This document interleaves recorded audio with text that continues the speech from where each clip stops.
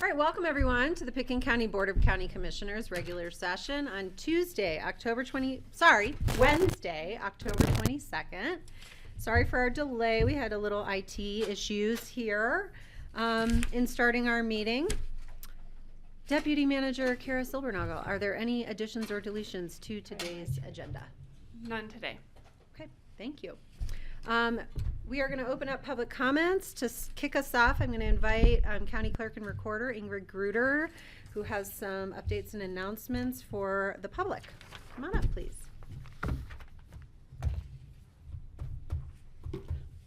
Hello. Hi. Again, Ingrid Gruder, Pickens County Clerk and Recorder. I just have some updates and things coming up for you. Mainly, I wanted to let you know that the Department of Revenue is doing a major upgrade on their software drives. It's called Core 21. I don't know exactly what that stands for, but maybe because they started in 21 on this and they're finally finishing it. Sounds right. The rollout is going to be on President's Day, and the Department of Revenue will be closed the following day. They are suggesting that we adjust our schedules because January 1st, they are going to be assigning lots of new training to everybody that works in motor vehicle. So based upon that, our suggestion is that we also be closed on February the 17th to get used to the new system, that we do appointments only for the remainder of that week. It's a 4-day week. Then that in January and February, we don't open to the public until 9 a.m. so that our staff can spend that first hour working on their training. So I just wanted to make you aware of that. We're trying to get this out early because we want to do some advertising, put things on the website, do signs, etc. So wanted to let you all know. I have a question about that. That seems that may affect people who are purchasing cars around the Christmas holiday or toward the end of the year. Is there anything you want to sort of flag for someone who might be considering that? I think that, if it happens that you're in that short week, you're going to want to look. We'll have our appointment software set up again so that you can make an appointment. We're trying to just have longer for each transaction. So if you're coming in during any time that second half of February, I'd say plan on extra time for that. So that's that. And then I thought, if there's no other questions on that, just quick updates on elections. Okay. The Snowmass Village Post Office has decided to postpone their closure. That's great. So that's a good thing. And I just want to say voters should have received their ballots. If they haven't, come in for a replacement. And please use the drop boxes so that you can make sure your ballot gets back to us. When does the early voting center open? On Monday. And that's here? That's here Okay. in the Roaring Fork Room. Okay. So. All right. Have you heard of any delays in Snowmass from the... I have not. Okay. All So, right. yeah. Other questions for Ingrid? Yeah, Patty? can you add so the public knows, since I didn't receive a ballot. Yeah, I know. So I think there's others. I'm hoping I'm not the only one who Yeah. never got a ballot. But what people can do, if they have not received a ballot as of yet, what they should do sooner than later, if you would explain to the public, because we want to make sure people vote. Yes, if you call now, we can mail you a replacement ballot. What number do they call? They, Got ya. the main elections number, I can't remember. 970-429-2717. That could be, that could be. Or they can come to the building in person. Or they can come to the building in person. But I would say, if you ask us to mail it to you, certainly watch for it, but don't try to mail it back, because by the time you get it, it's going to be too late to put it in the mail back to us. So, I would again, use a recommend people Dropbox. come in here to the administration building on Main Street across from the Catholic Church to the election office, get issued a new ballot. If their first ballot shows up at some date, they need to destroy that, because you Correct. can only vote once. Correct. And so the first ballot that comes in is the ballot that counts on your part. Exactly. And if you try to vote the second one, you'll end up getting a visit from the district attorney. Yes. So, 'Cause it's not legal but to do Patty so. can say, how long did it take for you to get that replacement ballot? Takes about 2 seconds. Yeah, okay. Really easy to do, and you can actually vote it here and drop it in the box on your way down the sidewalk. Yes, we do have a station set up here in the lobby where you can fill out your mail ballot. All right, and In the correct privacy. number is 970-429-2732. Thank you. Picking County So please, election. everybody, I would recommend, if you haven't received your ballot in the mail as of today, come in and get a ballot or call and have one mailed. But the best thing to do, come in and get your ballot Yes. and vote. Thank you. That is the best. Okay. All right. All right, Okay. thank you. Thanks, Ingrid. Thanks, guys. All right, is there other public comment? Anyone in the room wishes to provide public comment for any item that is not listed for a public hearing today? I don't see, no? Anyone? Okay, let's go ahead and close public comment and turn it over to commissioner comments. I'm just going to reiterate what I said, vote. People need to vote. It's your constitutional right to vote. Come in, and it's part of our democracy, and it's really important that people play a role. It's part of your bill of obligations. If you haven't read the book, you should probably read the book. I'd like to read it. Okay, and I'll just tag on to that. It is a longer than normal ballot for an off-year election, so folks may be surprised that they need more time than they think. PitkinVotes.com has a sample ballot available to look it over ahead of time as well. Thanks, Patty. Jeffrey, do you have any comments today? So two, one, if you have a 911 and want a really smooth road with fall leaves, I would try out Lower River Road. That was a shout out for Public Works. It is butter.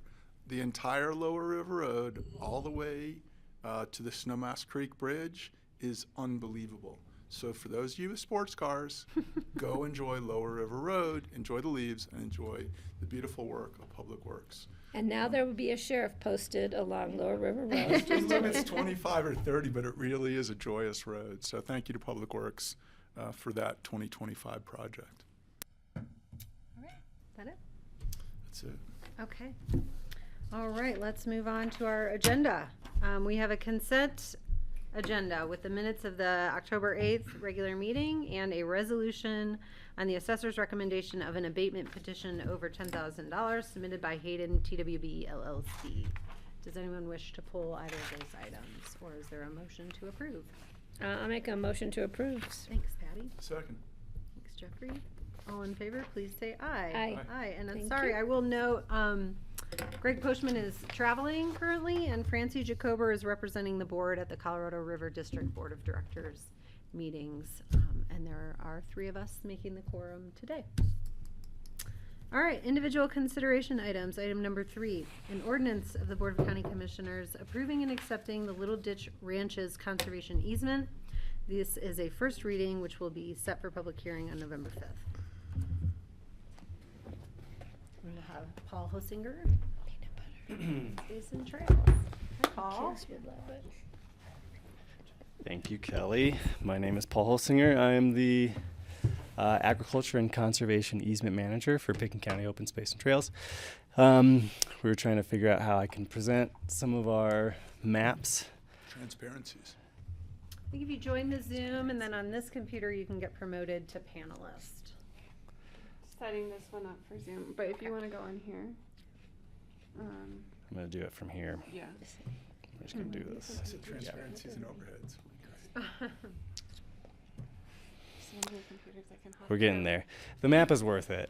It shows the context of this No, that would be great because conservation I forgot project. when I looked at this in the packet. I'm like, I don't remember this land use approval. Yeah, yeah, So and I'll it'd be go. helpful to I'll walk go through through that. a quick summary of what this is. So, Here Uh, she comes.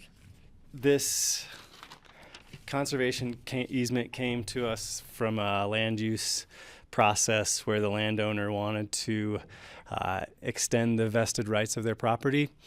It's 2 parcels up Woody Creek. Here we go. Oh yeah. I think while We're you're gonna get at it sorted. here, the applicant's rep is Jocelyn Wood up there. Yeah. So you may wanna knock her up to the panelist position. Absolutely. So, yeah, so these are our 2 parcels up Woody Creek. The conservation easement that the county is obtaining is 130 acres. It's the conservation values of the property are wildlife focused. It's located on like a southern facing hillside, and the property is partially mapped and very close to critical winter range for elk and mule deer. So the conservation values of this and public benefit are good. And Open Space and Trails staff and board have looked at this and recommended approval of this. And I have the map right here. So this first map is actually zoomed in. I'm going to zoom out here. So this is the context of the property. It sits right here against the U.S. Forest Service, which is this green area off to the east. This large parcel here is the Craig Conservation Easement. We got that done in 2023. Actually, this portion down here we completed with the family in 2007. We finished out this in 2023 and also conserved this portion of the Craig Ranch. This 2 Mile Ranch we just conserved back in 2022. And now adding this to the boundary with the forest just continues to build on that conservation that the county has been obtaining throughout the years. So that is what we are getting in exchange for 10-year vested rights for the property. I'll zoom in here. It's actually just the way that they described it was all the land above this ditch line and everything on this portion here. This is the Thompson property, the Hunter S. Thompson piece that kind of comes up in between. But I was just out on the property, just on the Craig property last week, and we saw elk coming from the ridge from that side over into this property. So it's already being utilized, and seems like the wildlife habitat has been ground proofed here. So I can answer any questions about the conservation easement. And I know Jocelyn Wood is also online. This is a 2 reading ordinance, so this is the first reading for this. Can someone just refresh me what the development approval was? Is your microphone? No. Can someone please refresh me what the development approval was for the? Paul and I can probably both do that. Go ahead. This isn't the one with the 3 houses down along the Little Woody Creek Road. No. No, Okay. No. I that think is I not know. right. Actually, Jocelyn would probably do a better job of explaining Yeah, I'll that. take a stab at it, and then Jocelyn. The application was largely to extend vested rights for this Okay. parcel. There is some approved development in areas that are now below and outside of the conservation easement area. Kinda That's see it down depicted here. on that. Mhm. And those are primarily an agricultural building, as I recall. Jocelyn, can you let the board know what it was activity envelope and site plan, I believe, Yeah, and and you could- extension of Yeah. vested rights? That was for an agricultural, a barn structure That's for, right. for the, storage of equipment. This property is adjacent to the Compass Aspen Community School Oh, property. right, okay. That's right down here. Right, and was originally part of that subdivision when the community school, subdivided, to sort of get, their endowment going. So they sold these lots. I think there are currently, or there were originally, approximate 4,000 square foot house approved on one of the 2 lots, and I think a 8 or 9,000 square foot house approved on the other lots. The owners of the property are not interested in building those residential, structures at this time, which is why they were hoping to and obtained the rights, for the 10-year vesting. They're using it, solely for agriculture at this time. I recall. Thanks so much, Jocelyn. That was very helpful. Great. Are there other questions about this?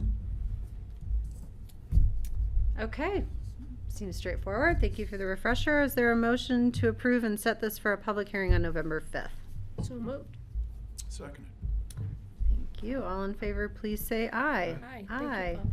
And just as a recollection, or as a heads up for the public, we won't have a work session on Tuesday the 4th because of the election. We'll hold our regular meeting on the first Wednesday and third Wednesday of November, which is when we will hear this again. Because of the holidays, we move our meetings from the second and fourth Wednesday to the first and third Wednesday in November and December. So that's why this is on the 5th. Thank you. Thank you. All right, our next individual consideration item, first reading, is a resolution authorizing a site agreement between Picken County and what should read Pano AI Inc. for the installation of fire detection equipment at the Thomasville telecommunications site. Can we check if Drew Peterson with our telecom department is with us? We do not have Drew over Lewis.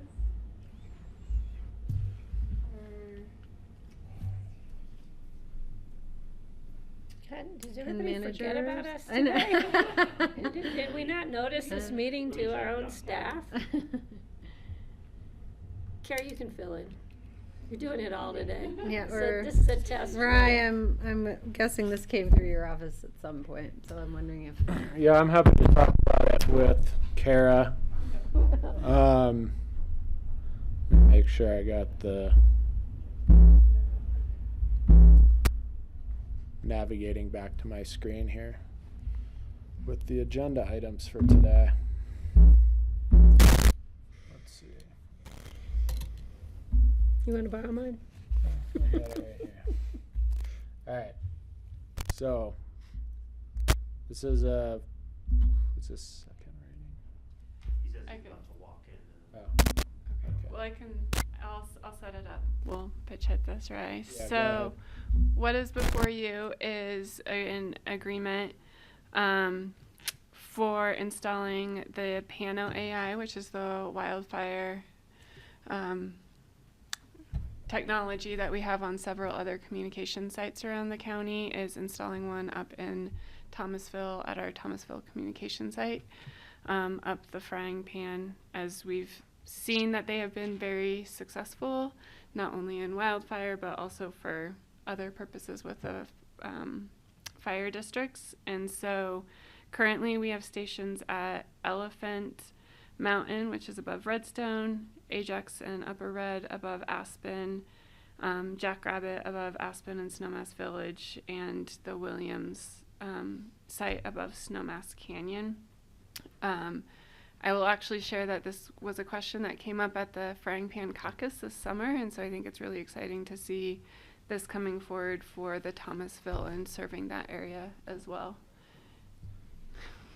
Come on up. and Come on join up. us. We're getting, yes, we've, Sorry about that. no, Down no, from we a thought site, this so- was sufficiently uncomplicated for us commissioners to start discussing. So, Yeah, welcome. absolutely. Drew, if you want to introduce yourself, and Yeah.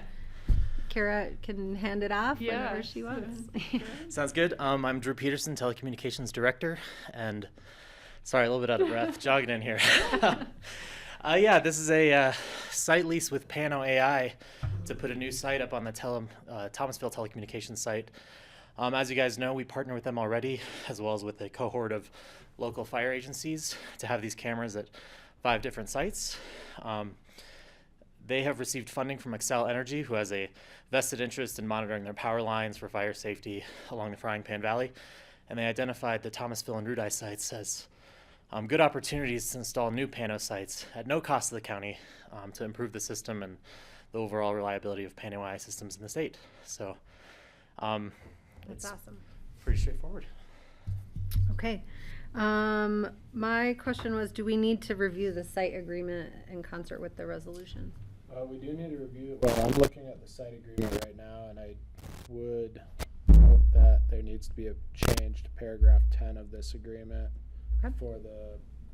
before we finalize it. This is first reading, I believe. It is, yep. So in between first and second reading, I can provide some comments on this document. It's rather limited change, otherwise it looks pretty good. Any questions for Drew? Yes, please, Jeffrey. So Drew, do we still have any gaps in the upper frying pan, or do we need a second tower to do lat long? So ideally, they do also want to put one at the Rudai site, and those in conjunction with the cameras in the rest of the valley. They've got a pretty good distance for triangulation. So the Rudai site, there's just some complications just with the tower height, which is very limited. So we're still working on some of the engineering details to get the cameras just right. But with the addition of the Rudai site, we should be good to go.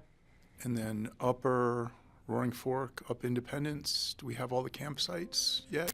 The nearest camera site we have is on Upper Red Mountain, just above us. Okay. We don't have any other telecommunications sites that have the capacity to support a camera up there because they do need an internet backhaul for connectivity. So Upper Red is as close as we are.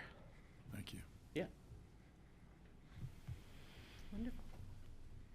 All right, I'm not seeing other questions. We flagged some things for edits between now and second reading, which will be on November 5th.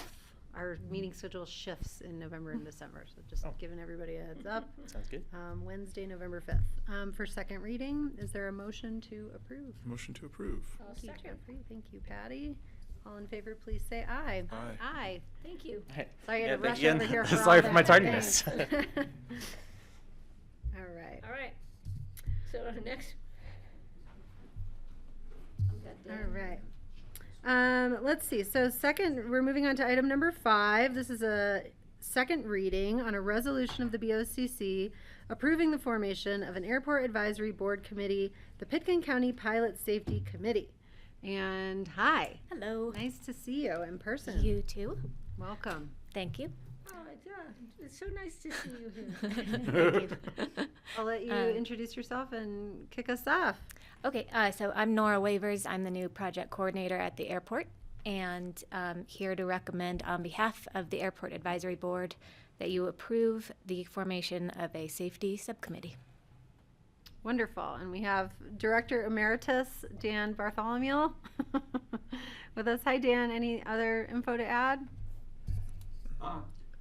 Good afternoon, everyone.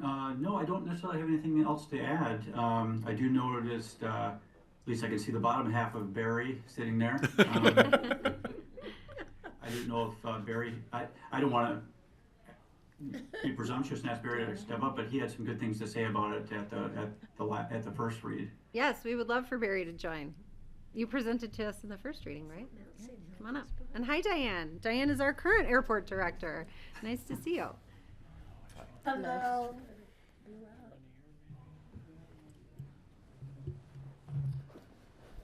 Hi, Barry. Hello, Kelly. Welcome. Hello, the rest of you. Barry is our community volunteer who has shepherded this effort to us for approval today. Happy Wednesday. Thank you very much. If you have any questions, I'll do my best to answer them. But thank you for bringing this so far. I'll just remind all of us that safety is the #1 community goal and value with respect to the airport, and has been since it was put at the top of the list of the vision process recommendations back in 2020. This is a necessary next step in continuing that great effort. Thank you for moving it forward. Please vote yes.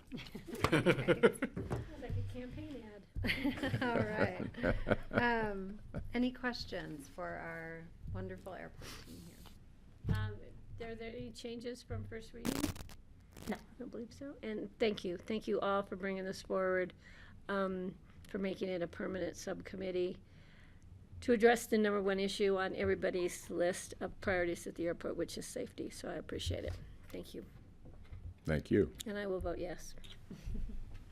All right, let me go ahead and open the public hearing on this item. Does anyone here wish to comment on the formation of the Pickens County Pilot Safety Committee?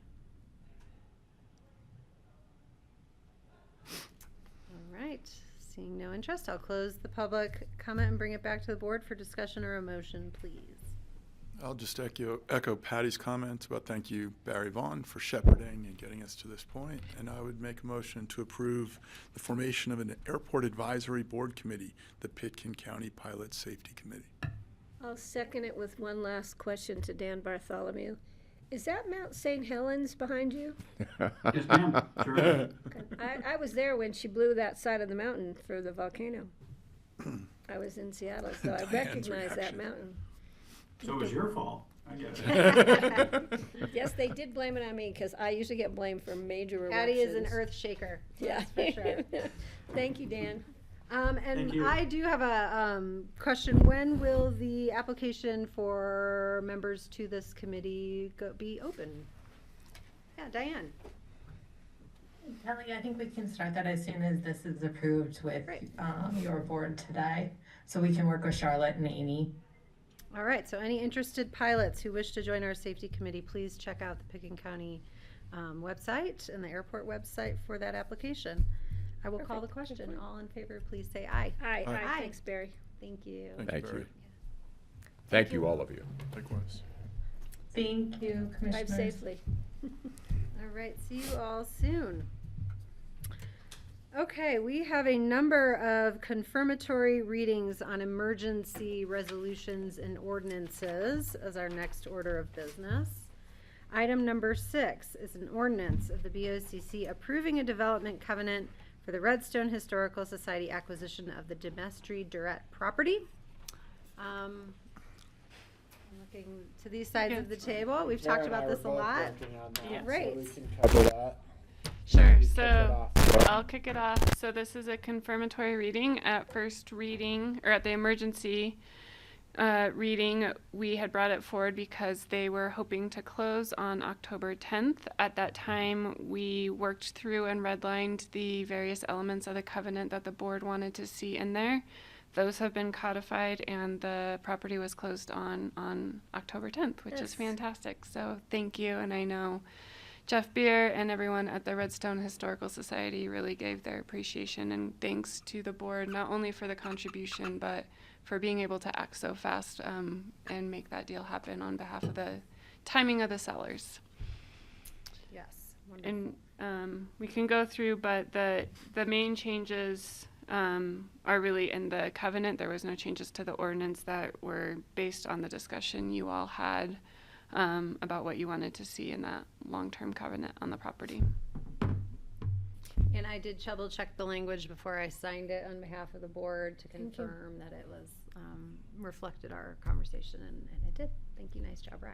Yep, and we did run that by the Redstone Historical Society and their representatives who looked at it before Kelly got a chance to look at it, so everybody was happy with the document when it was recorded, and as Kara said, the property's closed and the Redstone Historical Society owns it now. Hopefully for a Power's long on, time. I've heard. Great. Yeah. That's awesome. I'll have to get a visit down there next time you all are in Redstone.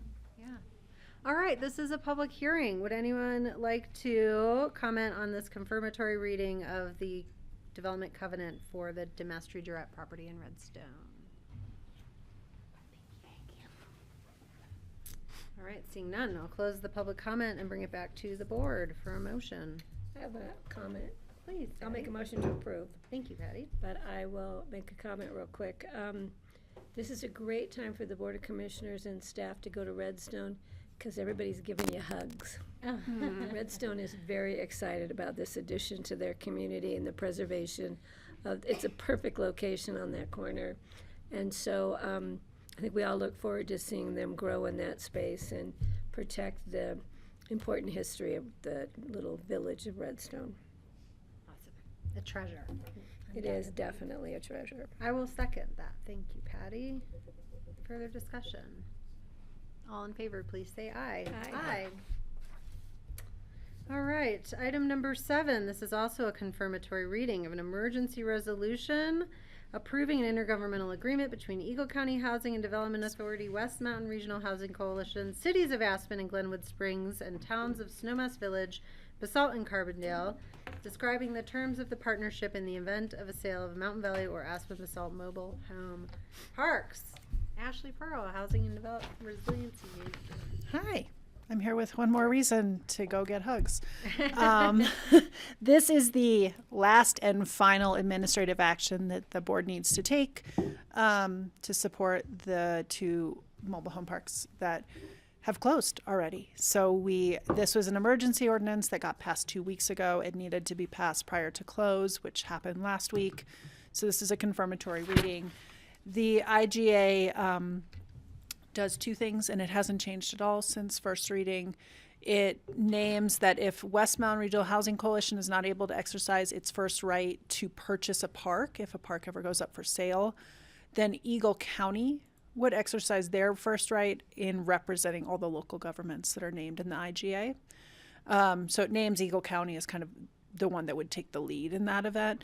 And then it also says that if West Mountain or Eagle County were to get proceeds if the money were to come back, it would be distributed to all the local governments at a pro rata basis. So that's what it does. No changes, like I said, and it is the final administrative action. Both parks closed last week, and I think the board is aware, but we have been invited to a celebration at the Aspen Basalt Mobile Home Park this Saturday, and so I'm going to RSVP for some amount of board members, and we're going to notice it, so whoever wants to come can come.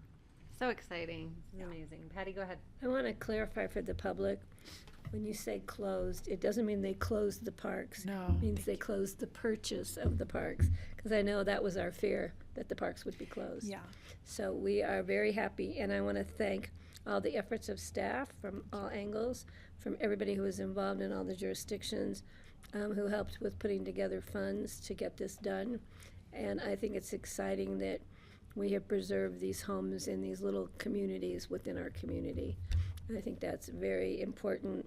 One of the board's priorities is to maintain existing housing rather than build new housing places. And I think we're following suit on the word that we gave our public. So Yeah. I'm really appreciative, and thank you. Yeah, to clarify, it's over 120 existing homes that we're That's preserving. huge. And now we have 2 resident-owned communities, which is a very unique model in the region, which is kind of, for those in mobile home parks, is one of the ultimate models to achieve. So Yeah, I think and they're I've really worked excited. with Thistle, who who kind of oversees these kind of types of projects for many years, first meeting them back with I'm Home or Prosperity Now back in Washington, D.C. So it's kind of fun to bringing them home here to Colorado. Literally bringing them home. Yeah.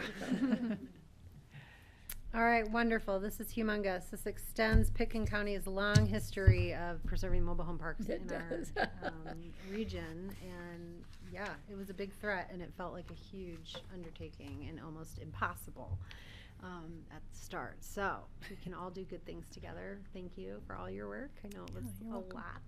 a lot. a lot. You'll hopefully free up a little more time for you too, actually? Oh, there's just more things waiting. But I mean, I do think it's, as we talk about regionalism, this was an incredible show of regionalism from all of our local governments. And hopefully we can keep that momentum moving forward, because we all know what it is to partner with each other now on housing. And I think it felt good. Great start. Yeah, more to come. All right, well, this is a public hearing. Anyone wish to comment on this IGA related to the mobile home park purchases? All right, seeing no one in the room and no one online, I'll close the public hearing and look for a motion. I will make a motion to approve. This is a second reading and a confirmatory reading of the emergency resolution. I would second and add to that, we also need to thank the private donors who came to the plate as well as the governments.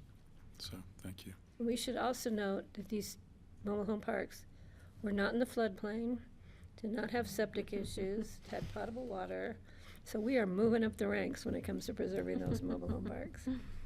Thank you. All right, all in favor, please say aye. Aye. Aye. All right, thank you. Okay, item number 8. This is a confirmatory reading of an emergency resolution adopting an intergovernmental agreement between the BoCC and Carbondale Rural Fire Protection District for the construction and use of a digital trunked radio site at the Redstone Fire Station. Nice to see you again. Redstone's day today here. Oh yeah, that's popular. Yeah, again, I'm Drew Peterson. Is that good? Check one. All right. You got a reboot thing too there. Anyway, Drew Peterson, Telecommunications Director. Again, this is the second reading for this IGA between Carbondale Fire and Pickens County, enabling us to partner and build the new DTRS site at the Redstone Fire Station in Redstone, which will greatly improve radio coverage for our first responders in the area. So I'm open to any questions, but thank you again for passing it as an emergency resolution. The timing was perfect because it was just in time to get the permits all squared away for the payment and all that. So construction for all the other components will be underway shortly. That's wonderful, great. Questions, go ahead. So the follow-on again is, where does that leave us in terms of McClure? That is a big question mark, especially with the current federal shutdown and where things are at with the Forest Service. I'm optimistic, I'm hoping, but we've all been optimistic and hoping for 10 years. So it's a big unknown. Certainly if we can build a site up on McClure, the ideal location would be to transfer the site up to that location, but whether or not that will happen to be determined. So I wish I had a more positive outlook on it, but we just got to wait and see. Thank you. Okay, let's open this for public hearing. Any comments in the room or online? And Chief Goodwin might be online. He was going to try and join, but I don't know if he was able to. We're moving quickly here. Yeah, that's okay. It was great to see them at the last meeting, and we appreciate their showing up. All right, I'm not seeing any public comment on this, so we'll close the public hearing, and I'll look to the board for a motion on this IGA. Motion to approve the Carbondale Rural Fire Protection District for the construction and use of a DTRS site at Redstone Fire Station. I'll second. Thank you. All right, thank you very much. Have a All good in day. favor, Drew. please say aye. Aye. Aye. All right. Item number 9, this is a emergency resolution, confirmatory reading of an emergency resolution authorizing the chair to sign a grant agreement between the BoCC and the Department of Local Affairs for the Pickens County Peace Officers Behavioral Health Support and Community Partnership Program. Hi, Ross. Hi. Nice to Hello, see you. everyone. Welcome Nice back. to see you. Thank you. Raleigh Backrack, the Mental Health Program Administrator with the Public Health Department. This grant from DOLA would provide $23,000 for us to host a local crisis intervention teams training come June 2026. We would open it up to our law enforcement partners, PACT team, and potentially some other first responders if we have enough spaces. Any questions? No questions.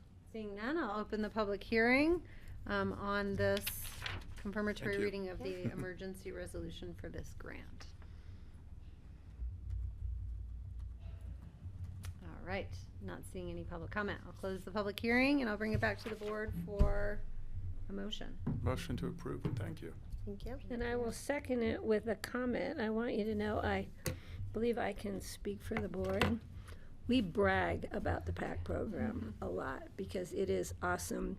It has helped so many on both sides, on all sides of an issue, to get through in a peaceful, successful, calm, as best we can manner. And I think it's a huge example, and we try and share it with others so we can get more to think in this direction because it's really made a difference, and we thank you. Thanks, Patty. Thanks, Patty. Well said. All right, all in favor, please say aye. Aye. Aye. Thank you. Thanks. Okay. Now we are moving on. We are going to hear 2 additional emergency resolutions today. So we're on We should item just number. we should just call them they're all emergencies. Item number 10. What's that? That it's easier than having 2 meetings. We have nothing to do. Half the work. All right, we are going to hear an emergency resolution establishing the formula for distribution of municipal share of county sales tax revenue for the year 2026 as required. And we're going to hear from Finance Director Liz Woods. This will be set for confirmatory reading and public hearing on Wednesday, November the 5th. And as we always ask, please explain what we're doing and why it's an emergency. Yes, Liz Woods, Finance Director, Treasurer, and Public Trustee. This is an annual process that we go through to set the amount that we distribute to each of the municipalities within Pickens County. The reason that it's an emergency is that unfortunately timing is the issue. So we have to set these by November 1st of each year, which leaves us with basically the 2 meetings in October. We do not get the August sales tax numbers until about October 8th or 9th, depending on the year, which means that's usually the meeting day or there or before potentially. So we don't have the information to be able to provide it until usually the second meeting in October, and then we don't have another meeting to be able to finalize this. So that is the reason behind the emergency. It just has to do with unfortunate timing of when they set this back in 1978. So we are here today to set the distribution for each of the municipalities. A portion of Pickens County's sales tax that we collect goes to any incorporated town or city within our jurisdiction. Right now, that is the City of Aspen, Town of Basalt, and Town of Snowmass Village. It is based on the amount collected on a 2-year rolling basis from September to August for the last 2 years, based on how much Pickens County sales tax is collected in each of those municipalities. So there are some years that one of the municipalities might have a lot more sales, so that will boost the distribution that they get the following year. So it just is based on what each of the local economies is doing. This year, we do this out to 4 decimal places, so I apologize, these numbers. We're going to be distributing in 2026 77%, 77.6878 to the City of Aspen, 19.6986 to the Town of Snowmass Village, and 2.6136% to the Town of Basalt. And they get 57% of our sales tax. We keep 43%. Any questions? Computer's acting funny. Questions for Liz? I do have a quick. We get an administrative fee for doing this, don't we, from the jurisdictions? No, we don't. We do all the work and they get the money. Or there's something wrong with that picture. So the state of Colorado does collect our sales tax for us. So we have less work than if we were collecting the sales tax ourselves. So we are just basically receiving the money from the state and then doing the administrative work to distribute it to the municipalities. Didn't we used to collect it years ago? I am not sure about that. I have not seen that since I've been here, but that doesn't, I've only been here since 2016. Before you were born. All right, thanks, Liz. Yeah. No questions. Liz, are there any major shifts from our distribution from last year? There's a small shift, and it's slightly less for the city of Aspen, slightly more for town of Basalt and town of Somas Village. But we're talking pretty minuscule percentages. Okay. But it makes a big difference to those two entities, so it's good for them. Great. Okay. Seeing no more questions. This is the emergency ordinance. Confirmatory reading will be, or sorry, emergency resolution. Confirmatory reading will be on Wednesday, November 5th. Is there a motion to approve? Motion to approve. Second. Thanks, Patty. All in favor, please say aye. Aye. Aye. Thank you, Liz. Thank you very much. Thanks, Liz. All right, we have an Thanks, Liz. additional emergency resolution authorizing the acceptance of legacy planning grant funds for the Financial Empowerment Center of the Rockies. And I see we have Sam, who's getting promoted to a panelist online. And Michaela, thank you for getting over here. Appreciate it. Thanks for the housing. Hi, everyone. Hey, Sam. So, yeah, tell us what the grant funds are for and why this is an emergency. Yep, so these are additional grant funds. This is actually an amendment to an existing grant we have with the Cities for Financial Empowerment Fund, who already provided the Financial Empowerment Center of the Rockies with $150,000 in grant funding.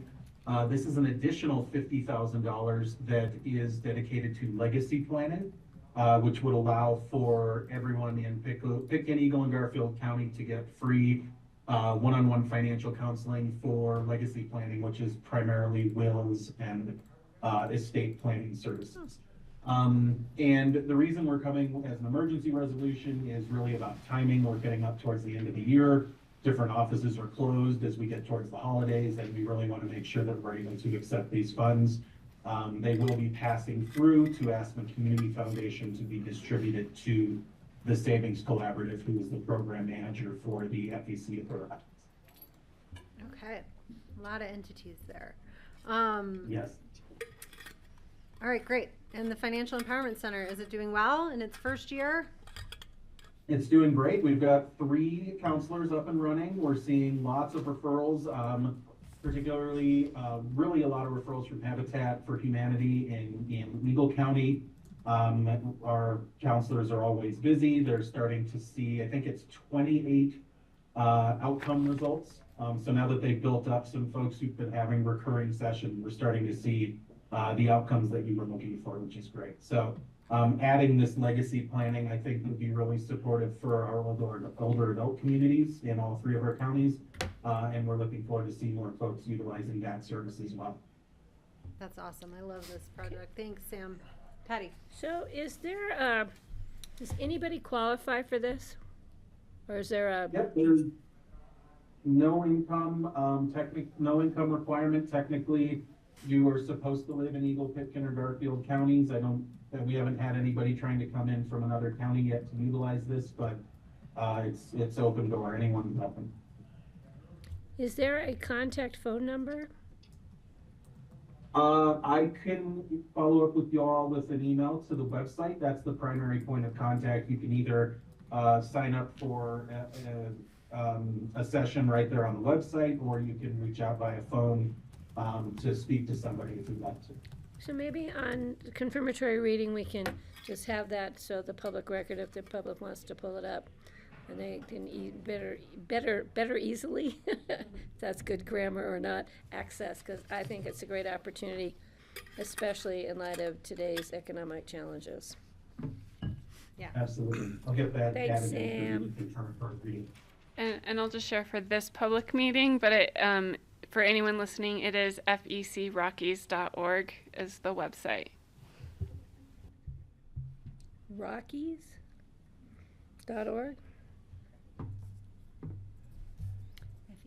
Perfect, thanks. Thank you guys. Okay, so we will set this for public hearing confirmatory reading on Wednesday, November 5th. Is there a motion to approve? So moved. Thanks, Patty. Second. Thanks, Jeffrey. All in favor, please say aye. Aye. All right. Thank you, Sam. Okay, so we have boogied through our regular agenda here, and we're moving on to our last item of the day for land use. We would like to take a little bit of a break. Francie Jacober is going to join us on Zoom. She is currently representing the board at the River District Board of Directors meetings, and they are finishing up. And so it would be great to have as many board members hear this land use application as possible. Greg Poshman is out of town. So I am going to, haven't heard back yet from Francie. Let's start with a 10-minute break to give her time to join us. All right, thank you.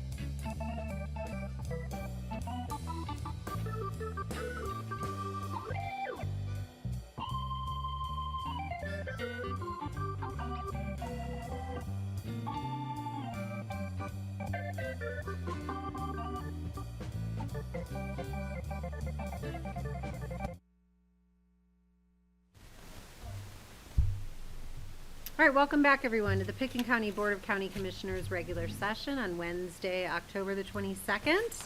We are on our land use public hearings and we're going to hear my mic. I haven't even been sitting here. How's it crackling? No, I know. I did. When I turned up yours on my system, it started the same background. Should I pull this one over? Yeah, that's it. Thank you. Sweet.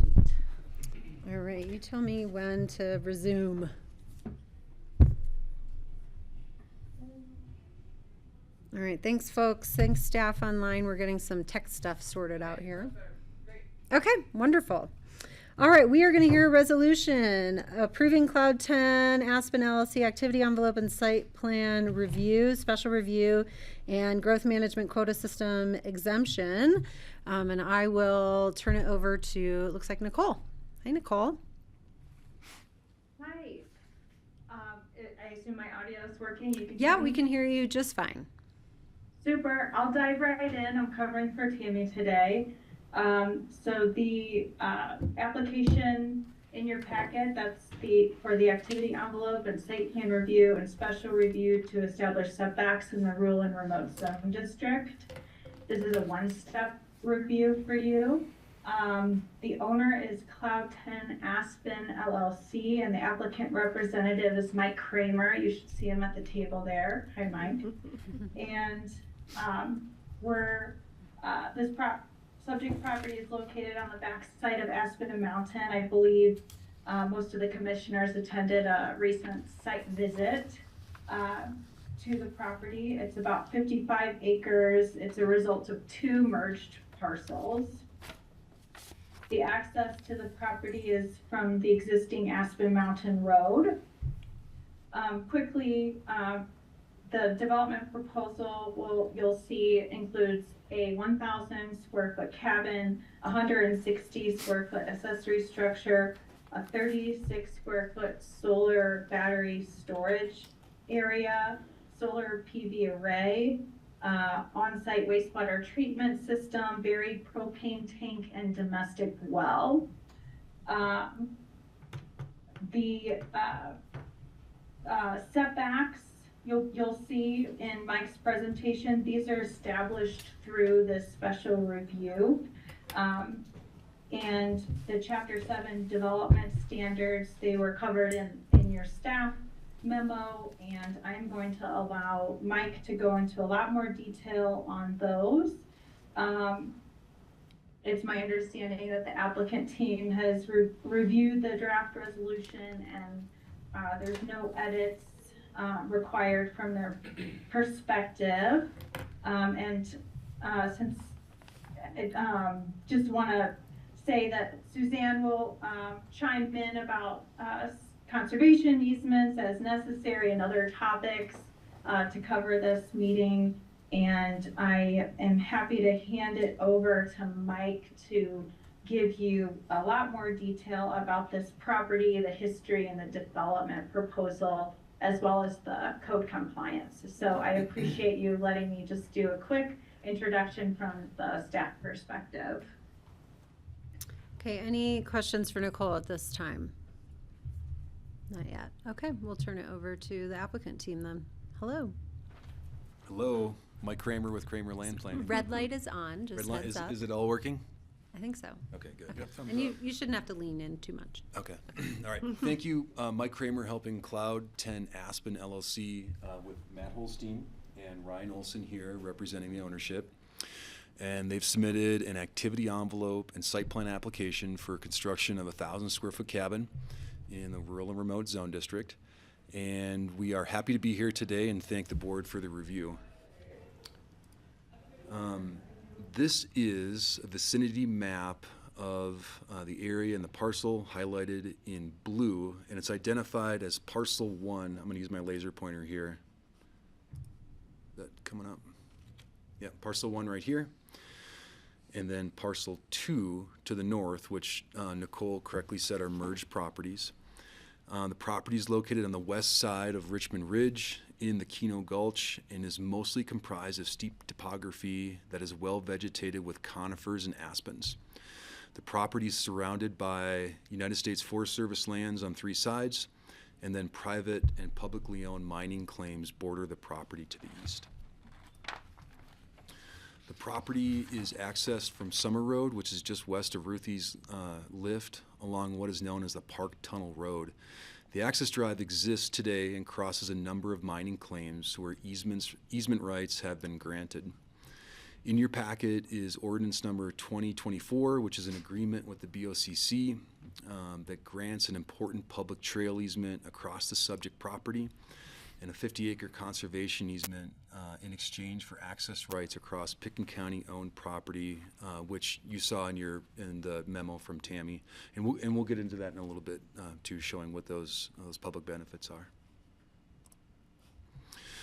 This is an overall site map in blue again. Property is 54.95 acres in size and is located in the Rural Remote Zone District, making it conforming in size. The northern portion of the property contains approximately 50 acres of wooded hillside, mostly of conifers and aspens and understory. The property has a makeup of 7 mining claims, with parcel 1 containing the Deluge, Extension, Republic, the Black Bear, Eclipse, and the Silvertip lodes. So that's parcel 1. Parcel 2 is comprised of the Bonanza Placer. In total, 7 mining claims were merged under the county's merger provisions between 1975 and 2003. The property is vacant and has quite a bit of land use and legal history that culminated into the property configuration you see today and then the land use application that's up for review. Kelly, if the BoCC would like us to go through any of the land use history, it's long and complicated and kind of cringy to go through because it wasn't great by previous owners, not Matt and Ryan. But if you'd like us to do that, we certainly can. Is that valuable for anyone at this moment? Okay, It's maybe all it in will your come packet. up later. Thank you. Yep. Okay, here's our proposal. Applicant proposes an activity envelope and site plan review for construction of what Nicole correctly said, a 1,000 square foot cabin, 160 square foot outbuilding, and then a 36 square foot battery shed, all within a land use compliant half-acre building envelope along the far southern portion of the property. And I'll use my pointer here. Here's the single family residence, the cabin right here. And then here's the 160 square foot outbuilding just north of that. And then this is the PV panels with the 36 square foot battery shed just west of that outbuilding. These uses are allowed by right in the Rural and Remote Zone District, and special requests are not needed for this development. Special review is required for setbacks to establish the front, sides, and rear, which we show on this plan here. The proposed site plan has been thoughtfully and carefully planned to avoid site constraints. The entire intent of the land use application is to utilize already disturbed areas and minimize impacts to the land. And as you saw at the site visit, grade was excavated by the prior owner, which created a flat area where the cabin is proposed to be located. Some of that grade is eroding, and the intention is to stabilize the small hillside using the west side of the residence for retainage. The cabin is completely off-grid, no electrical service and no natural gas service will be provided. Instead, we'll use solar panels, which will provide electrical power, and then on-site batteries for power storage, and then propane for gas service. The on-site wastewater treatment system is located just north of the Park Tunnel Road. That's these 2 trenches right here. And they were selected in that location to avoid a mature aspen stand. Water will be provided by an on-site well in a location yet to be determined. And then the existing Park Tunnel Road, which we drove along for our site visit, will reach the proposed build site and will continue to provide summer vehicular access to the property and then winter non-vehicular access to the property. The access drive will not be upgraded, but will be maintained from time to time for existing width and grade. Kelly, we have a couple minor adjustments to this plan. We're showing you the one that's in your packet, but just a couple kind of housekeeping things. One is that we did some soil testing where the septic field is, and we're finding out that this trench over here to the right is not needed, and our soils are better on this trench area right here. So we'd like to eliminate this little portion of the activity envelope for the OWTS and then shift and expand this envelope a little bit more to the north and to the east to accommodate a couple more trenches. It's off steep slopes, and it's just a minor change since we did the soil testing. And then the second thing is that we're further studying our solar access and having our panels correctly located on the property, and we're finding that we need to shift these a little bit west to get better solar gain. So on this plan, you're seeing our location proposed in the application, but we'd like to move that west a little bit over here. Is that correct, Matt? Yep. Correct. Okay. Over to the west a little bit to get better solar gain. So if it's all right, we'd like to make those adjustments and work with staff on a little bit of revisions. All of these adjustments that we're talking about will still be located within that half acre building envelope. You might just want to talk about how that affects the setback on that side, though. Yeah. Yep. So special review for setbacks is required in the rural and remote zone district. So we would adjust that setback appropriately once we get a revised drawing then for that. Yeah.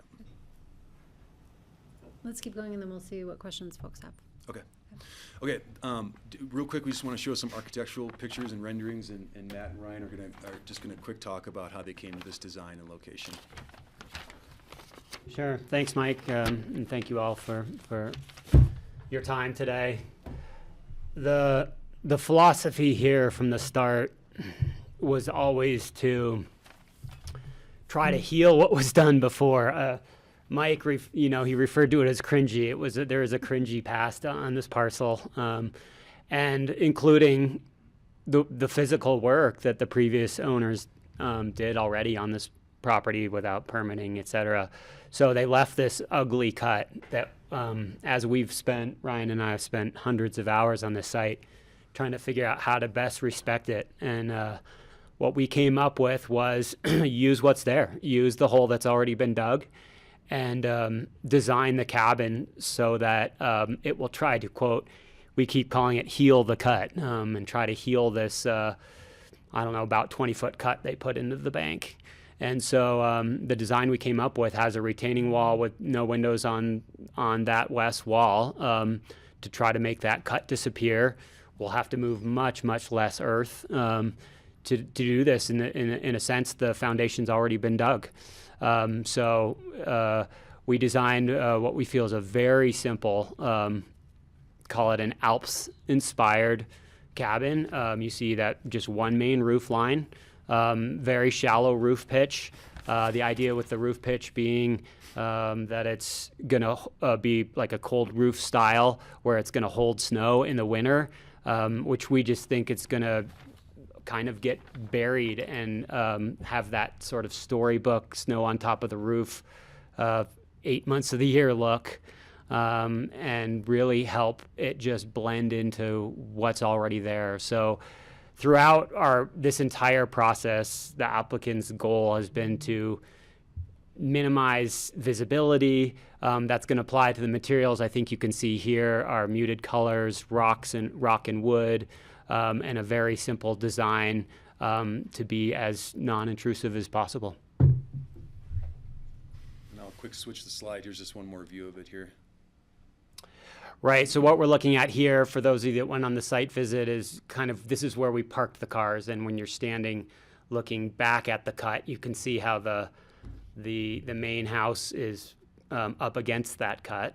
The building you see on the right is the 160 square foot accessory building, and same thing, Alps style. All that's missing are those little flower window boxes below the windows, but 1,000 square foot main cabin, and that's it. Great. Thanks, Matt. Okay, we want to just quickly go through code compliance, steep and potentially unstable slopes. The activity envelope avoids steep slopes, with the exception of some man-made anomalies that are verified by our civil engineers, Crystal River Civil. Water courses and drainage. The property doesn't have any major water courses or drainages where we want to build, and our civil engineering plans show compliance with this.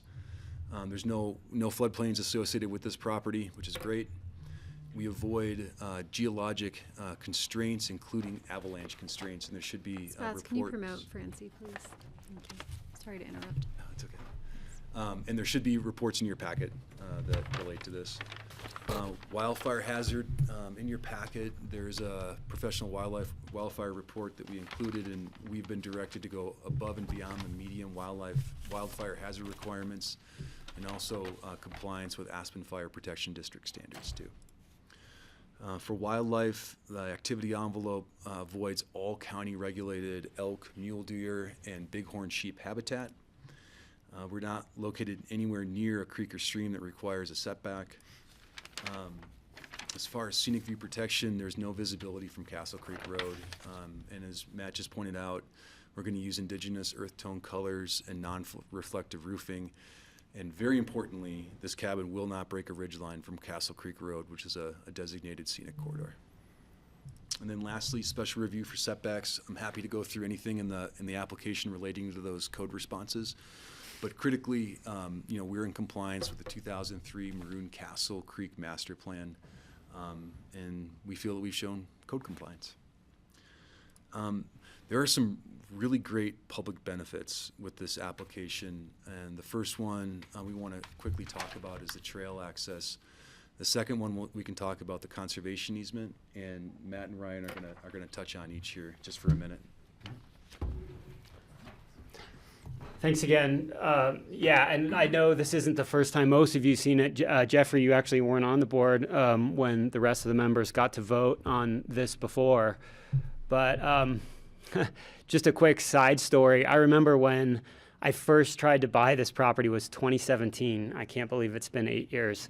And I called Suzanne, who's on the Zoom with us, and she said to me, the issue with that parcel has always been the access. And that's what cued me into, okay, there's an issue getting to the parcel. And so what we came up with, and you all voted on a few months ago, and voted yes, thank you very much for your votes, was to trade the access we needed in exchange for this trail. And this trail is already there. It's not something that needs to be built. It's an old mining road. And thanks to all of you commissioners who actually got a chance to walk the trail during the site visit.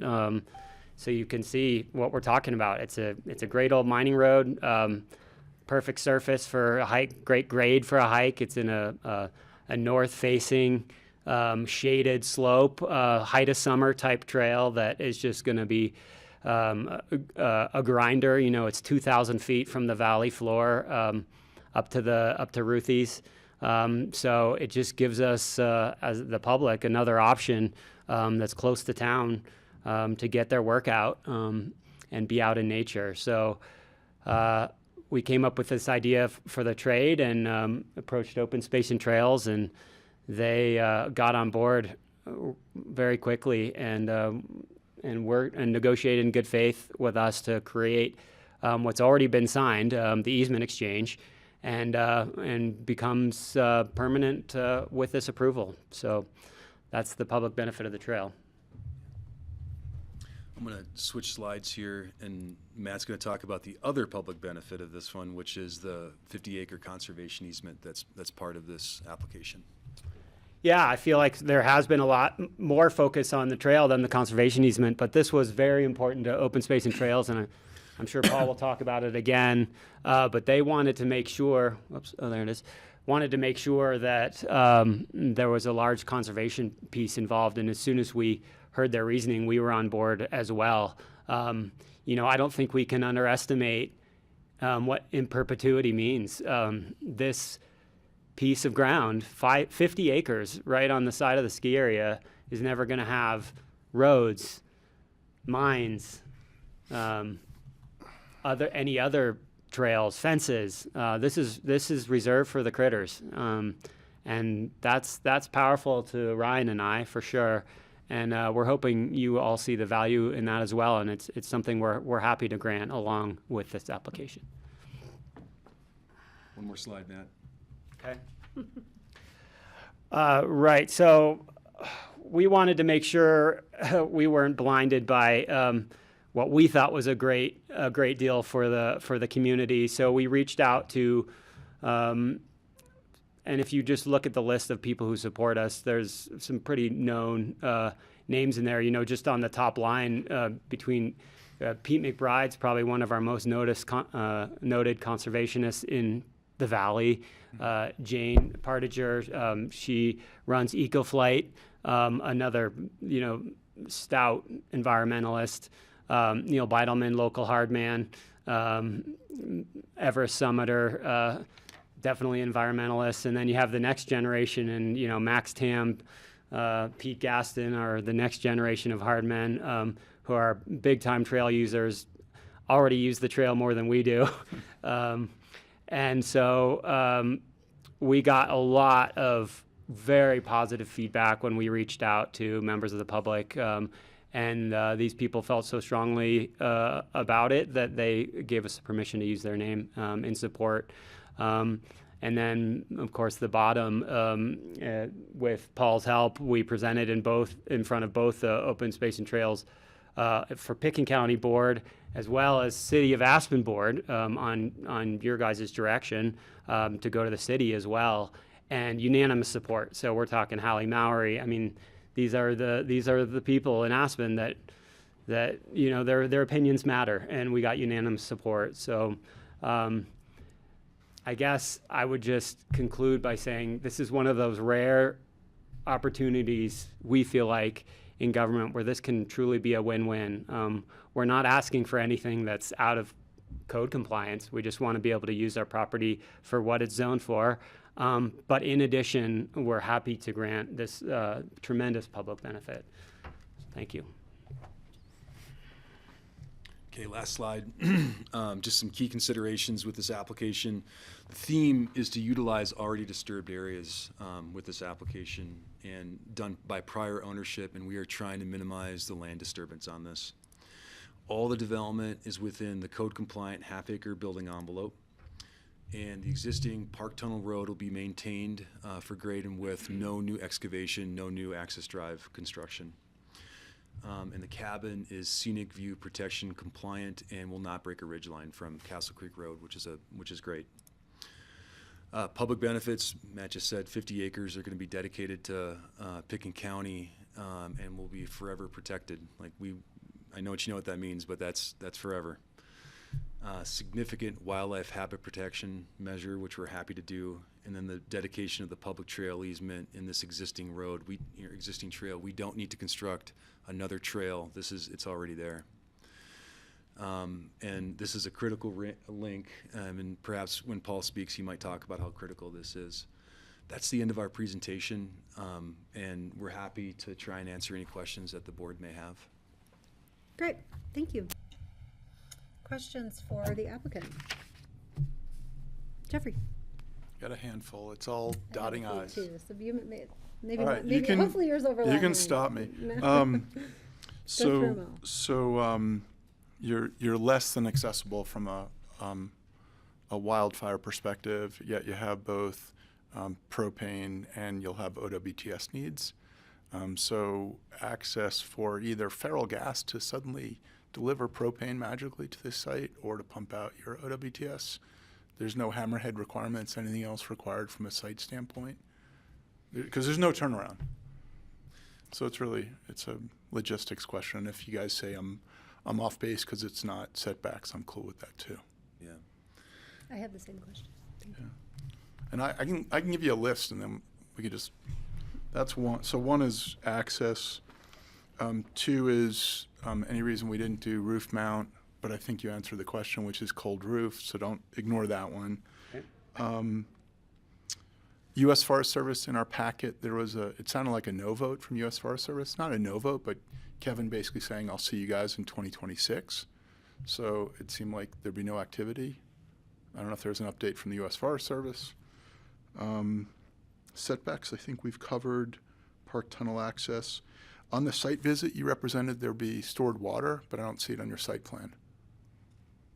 So, and you could say, hey, Jeffrey, it's under the house. I don't have to show it to you. But I think it should be represented somehow.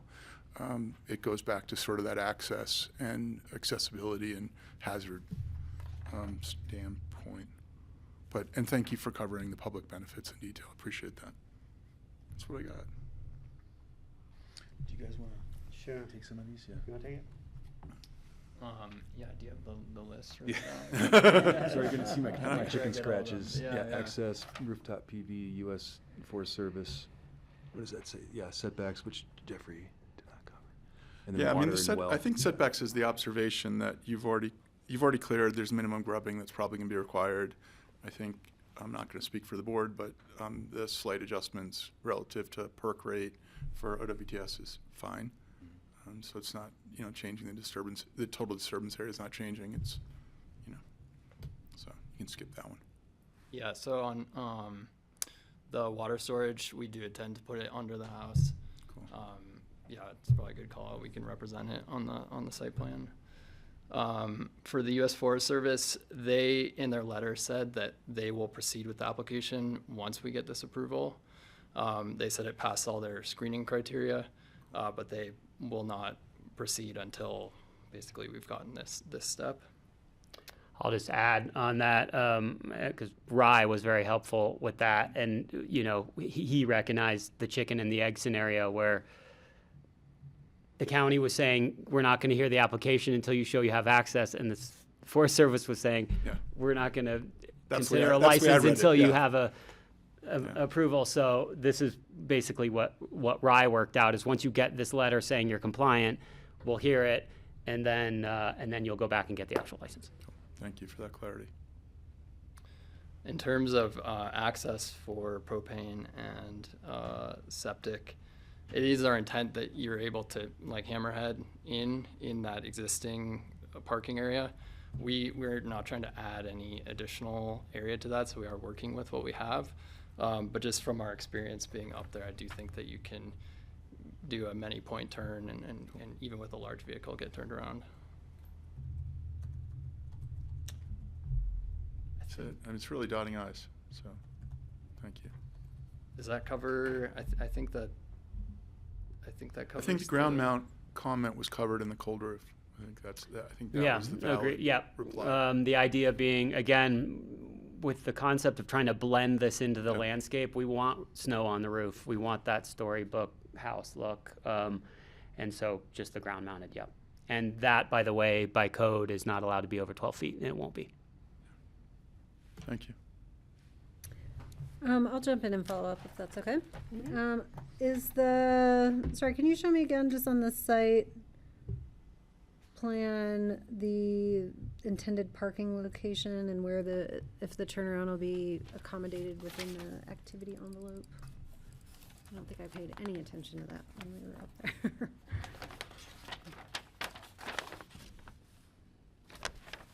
There we go. Yep. So this is the cabin right here, and then just north of that is where the parking and turnaround area is. And that's where, we would have, obviously, our parking.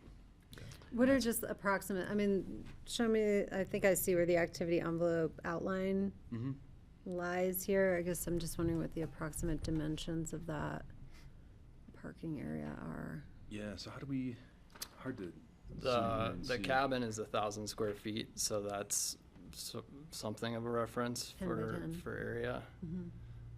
So it's about 35 feet by 30 feet. Okay, that's helpful. Okay, and then I know I'm always perplexed at the wildlife mapping on Aspen Mountain. It just doesn't seem to resonate with the experience on the ground is a little bit of, and this has come up in other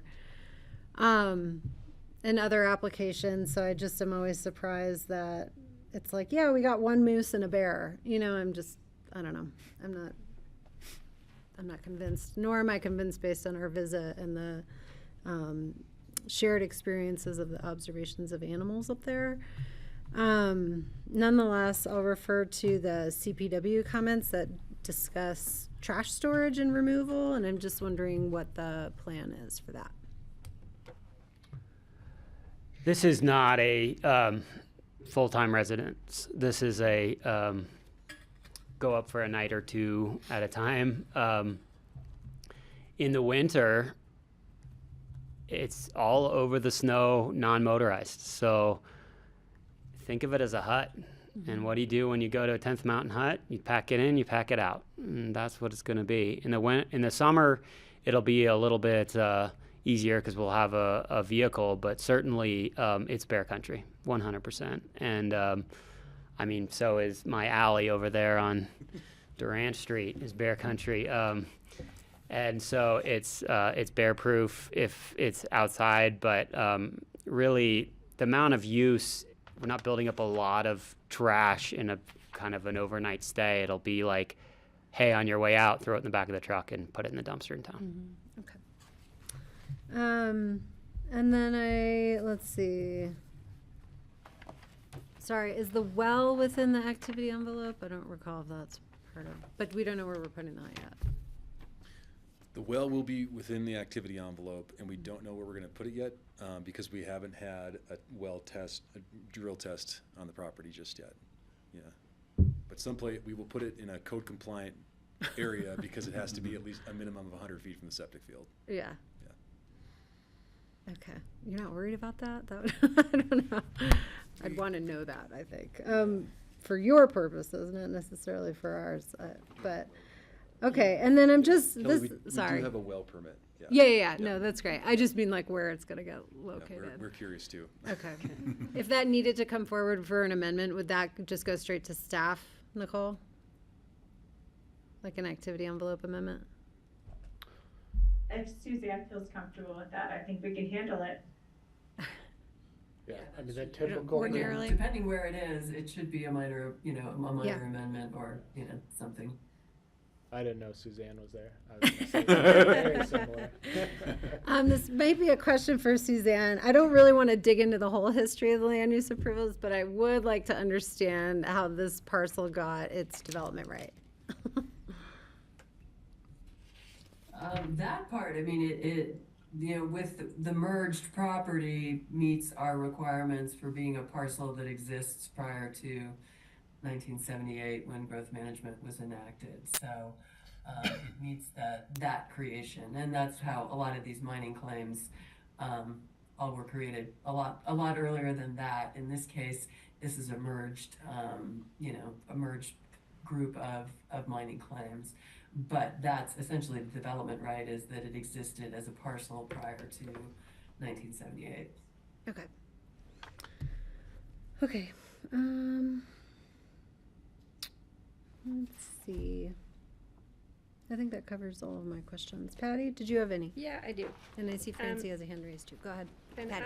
I apologize for the reason I wasn't on the site visit is I'm pretty familiar with that part of the mountain up there, especially in the summer times. But I'm a little confused. What I understand is Summer Road and Aspen Mountain Road.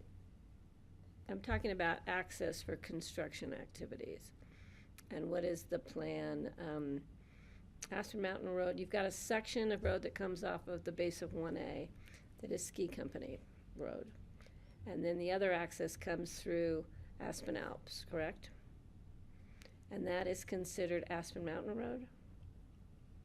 Where is Summer Road? Kind of an acronym we kind of used from the old days. I've heard them used interchangeably. Okay, that's what I thought. My concern, but you're correct. There is one section that comes up the 1A side, and that is not open to the public. Right. Yep, and then the public side comes up through the Alps. So construction, activity, supplies, heavy equipment, how do you envision doing that when you can't access from the bottom of 1A for many reasons, because it's private with the ski company and because of the massive construction that is going to be happening over many years at that side of the mountain. So you'll have to come through Aspen Alps? Yeah, I can speak to that. And in anticipating the same, again, I'm 8 years into this, as I've just tried to imagine what is a construction project going to be like here. The short answer is you come up just behind the Alps there. That's honestly not even really the hardest part of the road. There's a section as you continue up before Ruthie's. where the Skico has their snowmaking building. That portion of the road goes to 16%. So this is going to be building with small vehicles, is the short answer. And because of all the construction, we're all aware of the 1A side. We're not even touching that side of the road. We come in on to Aspen Mountain Road above all of that. Right, for the base 2 or whatever. Yeah, it's for called. base 2. So do you have to have permission, because is Aspen Alps a private road till you hit the? No, boundary? it becomes Aspen Mountain Road from where it meets Ute Avenue. Okay. Yeah. Do you have to have any permission to go through Aspen Alps though for big equipment, heavy loads? Because there's a pretty tight turn in there if I remember correctly. With the concrete on one side. Yeah. Yep. Yeah. It is a public road, so there's no special requirement there. We've gotten pretty big trucks through there. For example, again, when we inherited this, there was a 1,200 gallon propane tank from the 40s or something. Yeah, I think I had 1942 on. Just abandoned on the property, right where we stood on the site visit. And we had Co-op from Carbondale come with a big flatbed and a little arm and lifted it up, put it on the flatbed, and they got that out of there no problem. That would have been fun to watch. So yeah, it was interesting. But that, yeah. So the short answer is it's doable with trucks that aren't massive, that aren't 60 And then tons. there's going to be extra activity on that road because of ski company access to their own mountain because of the construction at 1A. And Yep. they are planning lots of projects on Aspen Mountain coming up in the next couple of building summers. So is there any way we can request, and I don't know, Rye, if we have the purview or whatever, to ask that Aspen Alps stay in the loop as far as construction activity so they can let their guests know when there may be construction activity. I'm talking public safety issue, so we don't have, so people are just aware that there's going to be increased activity. So it is a public road, to the extent that the BoCC is requesting that the applicant act in a neighborly fashion and communicate with potentially impacted parties in connection with their construction project. I would imagine that's something the applicant would be willing to undertake. I think that may head off problems in the future, and complaints that the Board of Commissioners doesn't really want to field. So if You we know, could I ask that appreciate you bringing just- that up, Patty, because I had thought of that, but not in relation to the Alps. I had thought of it in relation to Skico, and specifically, I've been in constant contact with Travis Benson, who's the new Aspen Mountain manager. I know him well. Yeah, I'm sure you do, and he's been great.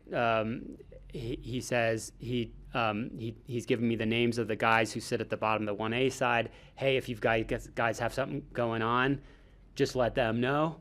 And he also said, when this lift goes in, by the way, we're closing the road. And I said, well, if it's closed, it's closed. There's nothing we can do about it. So we're gonna have to work around it. And but the good news is I have a direct line of communication with Travis, and he's very knowledgeable about where the parcel is, what the project is, and sees no problems, no conflict with them. I had not thought about it in relation to the Alps, and that's fair. Yeah, we're I would happy like to do that included if it's okay with the board. And I know who Travis is in contact with as far as capital projects on Aspen Mountain, and they're in contact a lot. So, and that's probably where, 'cause there's going to be some snowmaking activity on top of the chairlift and just their basic general operations and maintenance. So, and again, it's a matter of keeping the public safe and keeping all of you safe and your construction workers and the workers that are on Aspen Mountain, the trails crew, the maintenance, capital projects crew. So I think those are things we can just, a little heads up goes a long way. As far as I would like it, I believe, I'm gonna look at staff.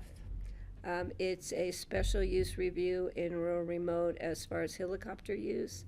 I would like a condition, if the board is supportive, that no helicopters be used for moving any kind of construction. Just to clarify, We had concerns from the residents along Castle Creek with a lot of recent helicopter activity up there, and we had a VIP who was visiting the area, and we had to field a lot of concerns from citizens about that activity, the noise, the who's coming to town, the fair, and just the disturbance to wildlife from helicopters. So if we could add a condition, I would appreciate that for no helicopter use. I would just say no objections to that from our side. You know, as long as we have this road, we can build it without helicopters. And the last thing, as far as you're shifting your activity envelope for your septic and for your solar, I'm supportive of that because you're pretty much keeping the same parameters. You're just moving things around a little bit that make better sense, which I appreciate. And the other last thing real quick was emergency response. I think it's part, I'm going to look at staff again, it's part of rural remote that don't expect them to come, whether it be an ambulance or fire or, you know, and I don't know if that's clarified or if we need to clarify that in a condition that the applicant has acceptance of. Suzanne can probably clarify this a little bit, but part of the zone district criteria lays for, or sets forth the expectation or lack thereof that there is not emergency So we don't need services. to add anything necessarily. I don't think you need to add anything because the zone district criteria adequately, or the description of the zone district adequately covers it, but Suzanne may have some to add there. Okay. Thank you. And I thank you for the conservation easement, the trail access. I'm also familiar with the Keno Gulch side from the slides. And, you know, my late husband was part of that whole reconstruction of the school. So spent a lot of time hanging out up there, and it's going to be nice to have that. Now, eventually, someday, we'll have that connection all the way around Shadow Mountain if we keep adding these little bits and pieces. So thank you. Thanks, Patty, for your questions. All right, Francie.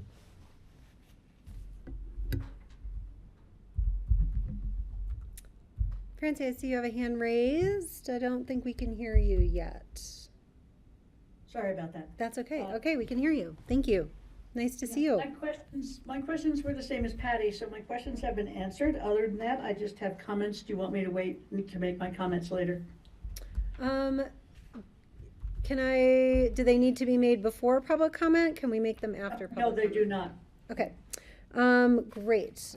Let's see. I did have one more question, and then we can sort of check back in with folks. On one side, there is a 0-foot setback, which is part of what we're being asked to approve here today, really the fundamental thing. I'm curious why it has to be 0 feet. You can take it. I'll take it. Okay. So the siting of this cabin is the result of, I'm not exaggerating when I say hundreds of hours of computations, figuring out ridgeline concerns, and like I said, healing that cut that's already there and what we inherited. We placed that cabin right at the apex of where the two view planes meet. One from Castle Creek Road and one from like the roundabout.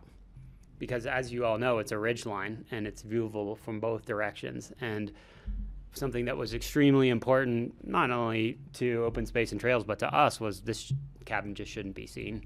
And it's also part of the code, it can't be seen. So the siting of that cabin to within a couple of feet is where it has to go in order for it to be hidden. And so that placed it closer to the south property line, really, than to any of the other property lines.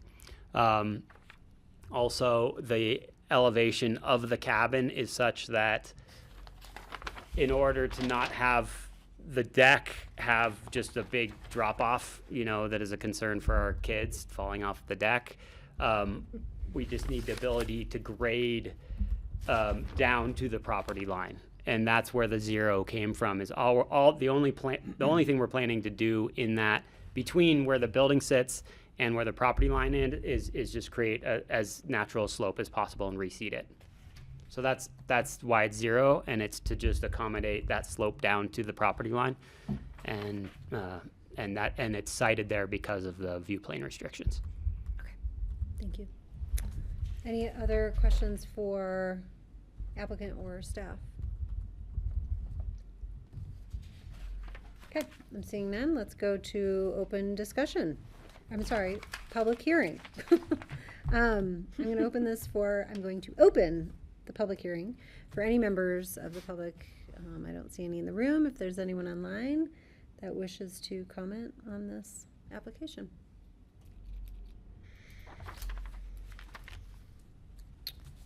Okay, I'm seeing none, so I'll go ahead and close the public hearing and I'll bring it back to the board.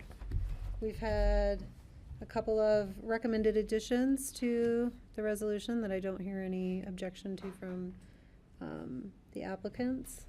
Who would like to start? So I heard 4 or 5 additions. One's a maybe. Representing water on the site plan was one addition. 2 was amending the OWTS to the north and east. 3 was amending solar to the west. And 4 was no helicopter or EVTOL to the site. And there's a question in the 5th one, do we need an FDC? In other words, fire department connection on the structure for access to your cisterns that are under your house. Because otherwise you're assuming what they're doing is coming up with 2 apparatus, because one would be water and one would be a pumper. So it's a health safety question. I don't know if it's for staff or for Michael. So it's just health safety. Sorry, it's me dotting I's again. Do you want me to answer that? Sure. So we did speak with Aspen Fire before we submitted the application. We understand that there will not be emergency response to this property. We probably will find out if they want an FDC when we submit for our building permit, and if they do, we're happy to provide that. Cool. Yeah. Okay, we don't need to record that in the reso. So I heard 4 additions to the resolution. Could I add one thing? Because one of the additions you talk about representing the water, there's a chance, Ryan, that we'll want the water tanks in the driveway, buried in the driveway. So we don't have that final design yet. We do plan to store water, no question. Exactly where, I don't know yet. I would add as a commissioner, then just as you record the site plan on Vellum with the updates to solar and to solar and OWTS, then just record the water as well. So Okay, represent it. Yep, we can label as preliminary if that's all right. Yep. One addition was that west setback. Right now it's a separate 280 feet for structures, 230 feet for landscaping, just consolidating that to 230 feet as the west setback so that the solar could move into that zone.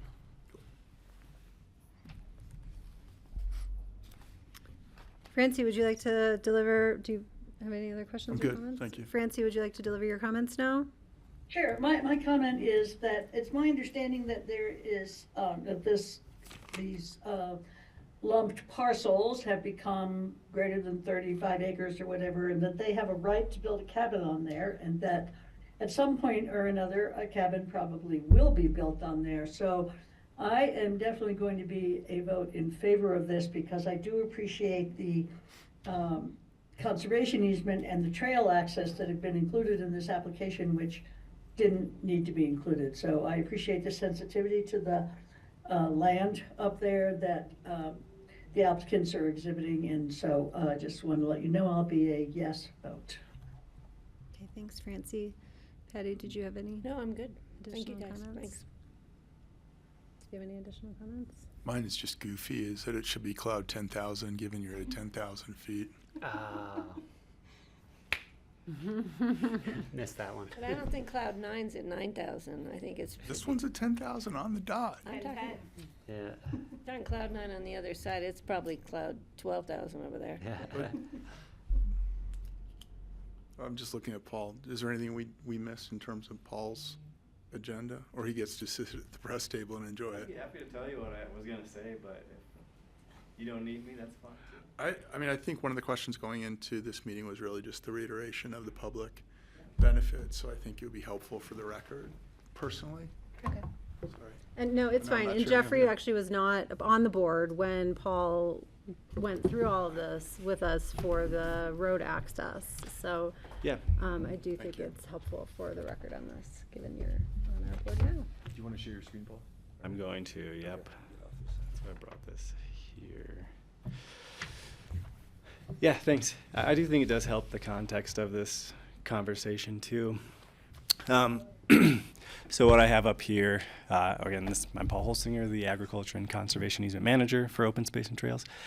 The map I have up here is one that we developed based on existing easements, the existing situation on the ground while we were negotiating the contract that we approved back about a year ago. And the contract really lined out the restrictions on the road access for the applicants in exchange for, and permissions, in exchange for all of those things that we talked about, the trail easement that's affecting the property, the conservation easement, and the scenic covenant that we negotiated as well. And I think one thing that comes up a lot is public benefit for these easements that don't seemingly connect right now. And just to point out, we have some existing easements that are represented with this pink. It's actually a hash, but it just looks like a pink line right there. I'm gonna switch to a hand so we can see it a little better. And just for example, in 2003, we were able to obtain this pink easement. It was through a subdivision approval. And the intent of that was to establish a soft surface trail from the Little Cloud Trailhead, I think is right here, around, connect to the music school. So that was done in 2003. This was done in 2005 with a specific note as well attached to create a soft surface trail. I mean, this was 25 or 20 years ago. And the public benefit has not been realized to make that happen, but we're pretty darn close with this trail easement that we've negotiated. It's a huge piece. This will not only connect to the school, but it'll also create the ability to potentially connect and make a loop for the general public who aren't visiting the school. These lines that we have represented were found from LiDAR, so they're all existing platforms from the mining days, just like the road. This one, there's some debate about whether this was an ore cart trail or whether it was a flume, but the platform is still in place and usable. And we've done this in other places. I've mentioned to several of you that this is how we got the Hunter Creek extension back in 1988 with a Willoughby Ponds subdivision. We acquired a trail easement that didn't realize public benefit until 24 years later when we created the Hunter Creek extension connecting Hunter Creek Trail to the Rio Grande. And it took a while, but it wouldn't have happened without those easements. So the benefit, though not realized right away, is there. And to Kelly's point about the wildlife mapping, the southern or the northern portion of the property is mapped as, I think, critical elk habitat, though I think it's probably a little more critical kind of along the sides here, even though, that being said, the property still will protect in perpetuity everything south or north of the building to the benefit of the wildlife. Like they said, there's not going to be any fencing to be established, no additional infrastructure. And that benefit is huge. We don't really get a lot of chances to work in this part of the county. It's heavily developed, and this is a large parcel, within not that great a distance from a urban center. So the Open Space and Board Open Space and Trails Board was supportive, as Matt mentioned. Same with Aspen Parks and Open Space. This is a shared goal to create a trail on Shadow Mountain. They were thrilled to see that, and that's how we view the public benefit of this property. Thanks, Paul. Yeah. Questions? No, thank you for reiterating from. Thank you. Francie, any questions for Paul? No? Okay. Alrighty then. All right, any further discussion? Good. Okay, I will represent, I've learned that a lot of things can be true at once, and I think you've all been very thoughtful, and this project complies with the code as it's represented today, but the process to get it here is not something I supported. I was not in support of the county granting the road access easement, despite the benefits being offered, and I continue to think that this is not where we should be locating development in the county. So I am not going to support this project because I don't think it should have been deemed complete to come to us. But I appreciate all the recommendations and thoughtful work, and it's of no insult to you all. We'll just look at it, I think, differently. So with that, I'll turn to the board. We've had some requests. We'll see a amendment to the site plan before it gets recorded. That'll go through ComDev. We've had some updates to the resolution that have been presented and accepted by applicants. Is there any further input required from the attorney's office or staff? Not from the attorney's office. I do have one question, Kelly. Just the one, Patty raised the issue about the Aspen Alps, and I wasn't clear if we wanted a condition related to that or if that was just something that the applicant is committed to. I think we can just leave it as a commitment on the public record rather than putting more verbiage into the. But the other one, does it have to be a part of the conditions of approval about the helicopters? You guys can figure out where is the appropriate place to put that.